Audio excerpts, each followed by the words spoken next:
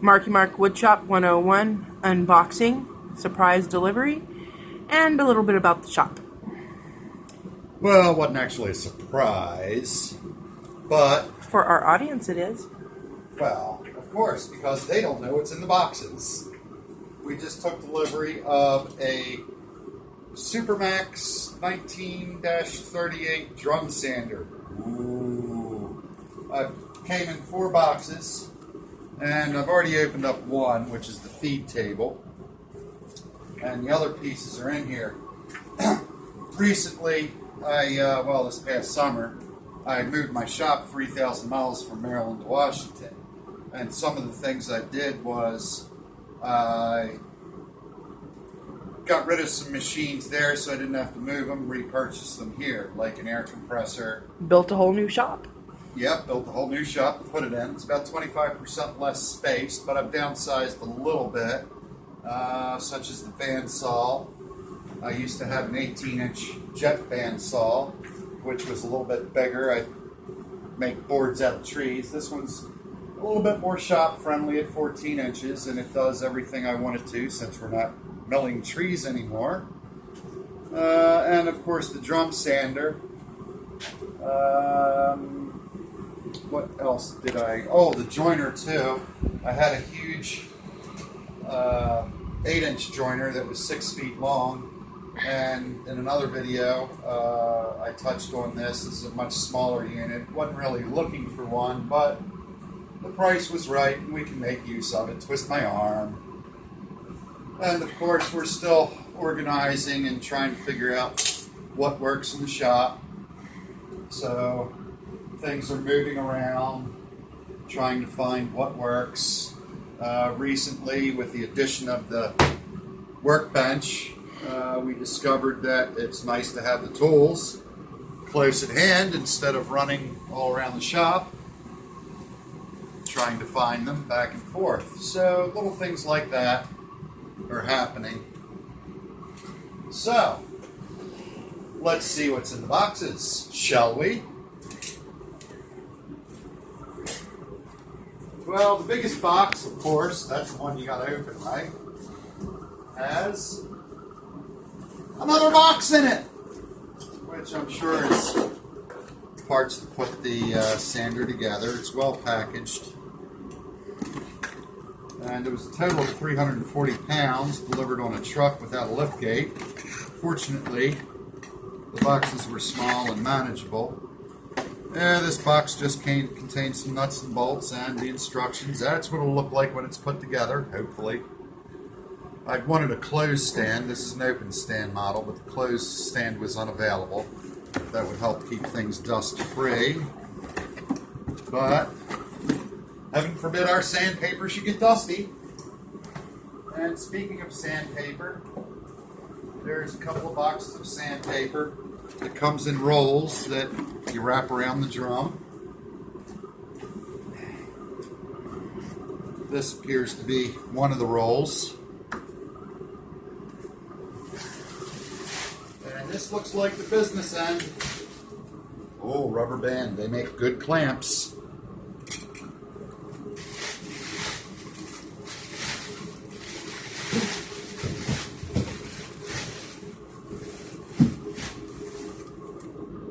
Yep, that's the business end. It's a little heavy. We'll come back to that. Let's see what's in the other 2 boxes. So I'll just break the cardboard down around the other box so it don't hurt my back. This contains the stand in pieces. It has to be put together. Some assembly is required, hence the 4 boxes. Legs, which I'll just go ahead and set up here on the table so I can get rid of all this packaging. Instructions. More instructions? More instructions. That's strictly for the how to put the stand together. And that's kind of like an erector set. Another bag of nuts and bolts.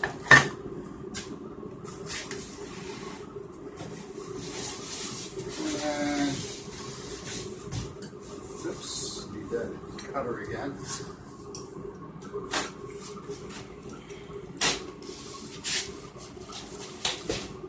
There's another piece for the stand, which of course the unit will sit on. And it looks like a catalog from the company I bought it from, which was Acme Tools, where Wile E. Coyote gets his stuff. How can you go wrong?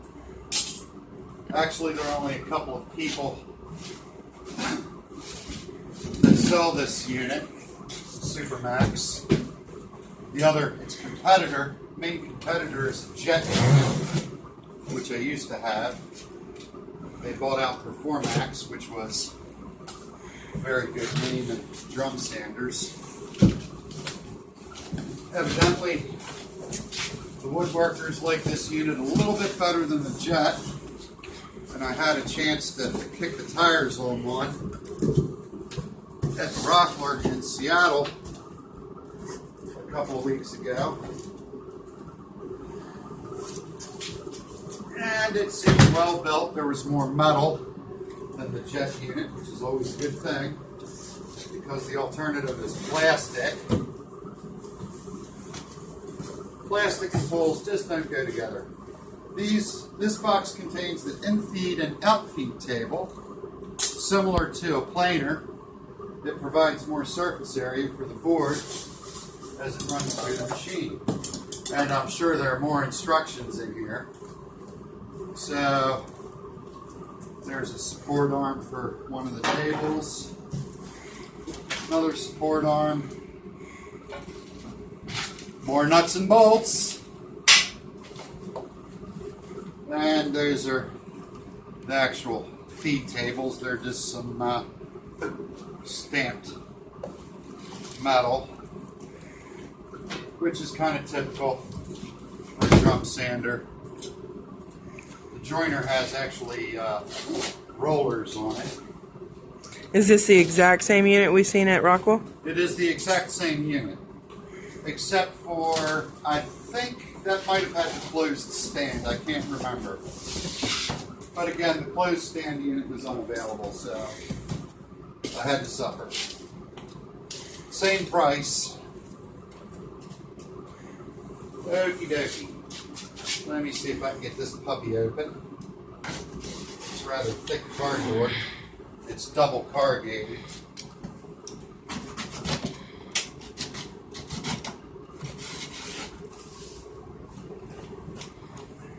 I have to break this down for the dump anyway, because I don't know. They're particular about trash here in Washington.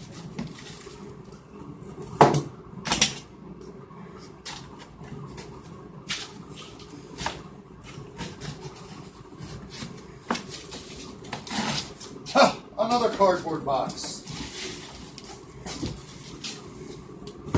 Oh, I see. Yep. Another roll of sandpaper. That just seems to be falling out all over the place.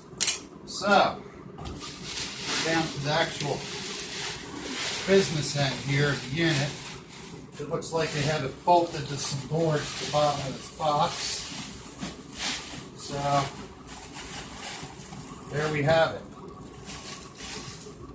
All I have to do is put all the pieces together. And I doubt if we're going to continue the video for that part, being basically an erector set. However, there's the business end. Sandpaper around the drum, it spins. You feed your board through, and it comes out nice and pretty. This is also capable of taking off material similar to a planer, only in smaller quantities. This will also handle smaller boards too that require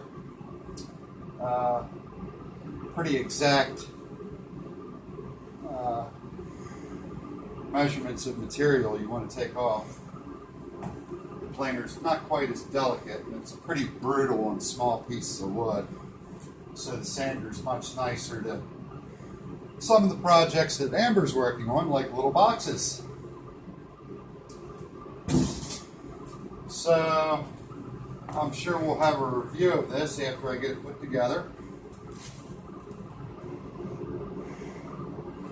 And it looks like it survived shipping quite well. Everything's in one piece.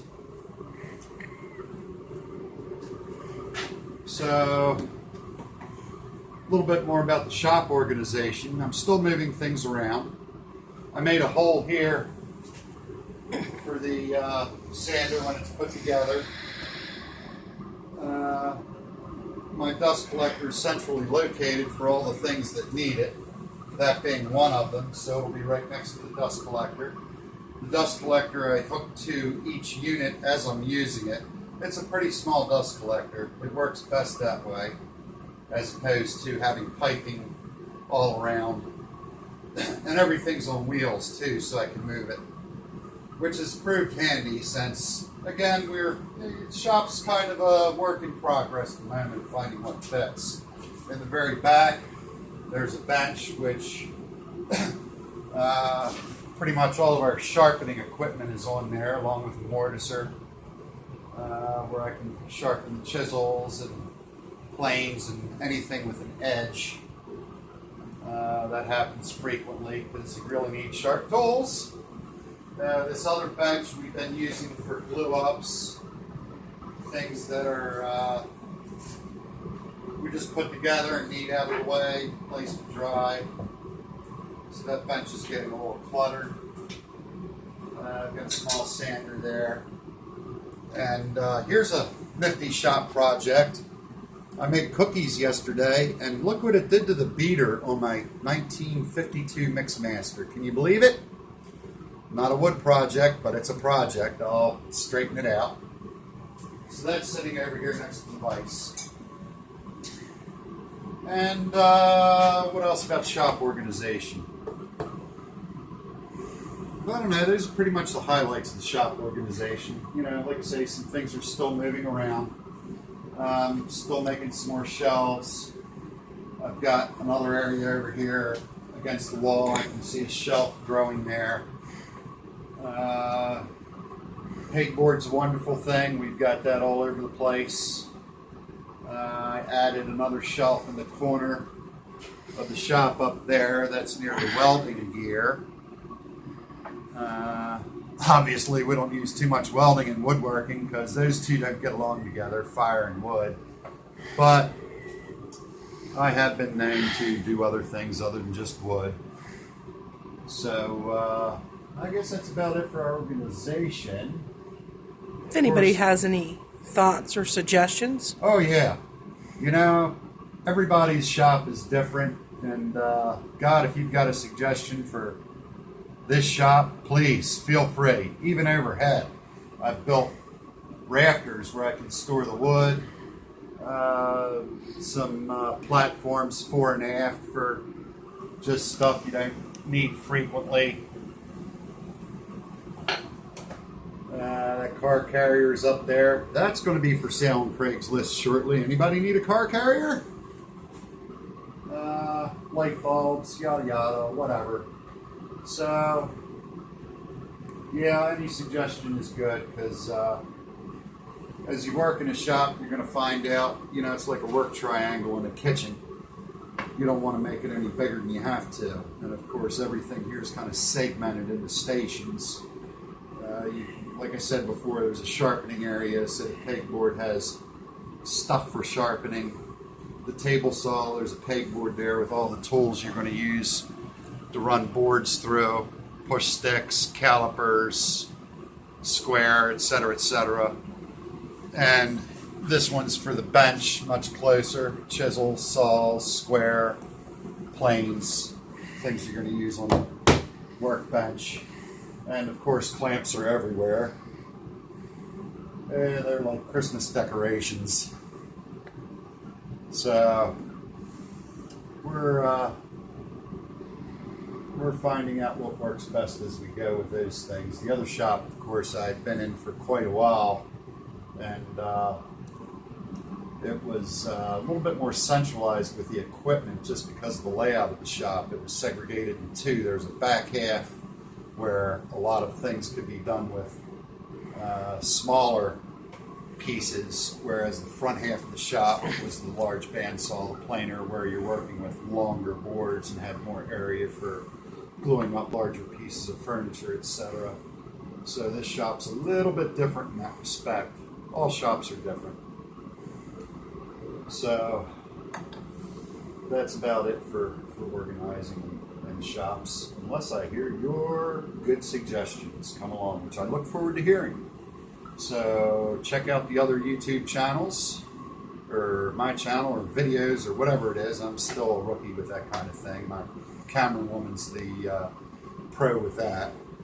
The only thing I know is she just puts me in front of the camera and says talk. Well, I can do that part. So all I need is 999,000 more views, and I can get a sponsor who can pay for the next piece of equipment. So, until then, it's Marky Mark Extraordinaire signing off.